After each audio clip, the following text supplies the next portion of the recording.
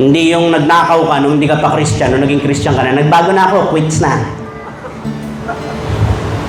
Kaya yung mga nag-flood control, kung magre-repent sila sa uli nila, ninakaw nila.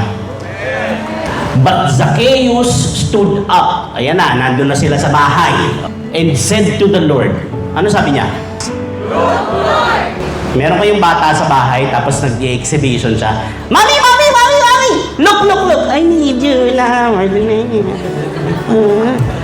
Mami! Mami! Di ba? Di ba? Hindi titigil lang, hindi ka tumingin. Tama? Sabi niya, look, Lord! Sino daw? Eh, marami kasama si Jesus yan eh. Kasama niya yung mga disciples niya eh. Hindi niya sinabing, look everyone! Hindi niya sinabing, look guys! Ang sabi niya, look.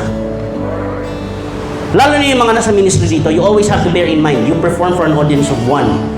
Look, Lord. Sumasamba ka kay Lord, hindi kay Crush, no? Pag nandiyan si Crush, ano? Lahat ng bara, sinisingitan. Come, Holy Spirit. Pag nandiyan si Crush, palong-palo eh. Look, Lord, here and now, I give half of my possessions to the poor, and if I have cheated anybody, that is a very decent way of admitting guilt. If I have cheated, notorious kang cheater.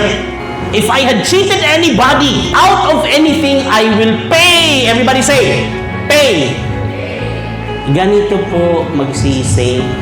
Hindi yung nagnakaw ka nung hindi ka pa Christian, nung naging Christian ka na, nagbago na ako, quits na. Kaya yung mga nag-flood control, kung magre-repent sila, sa uli nila, ninakaw nila.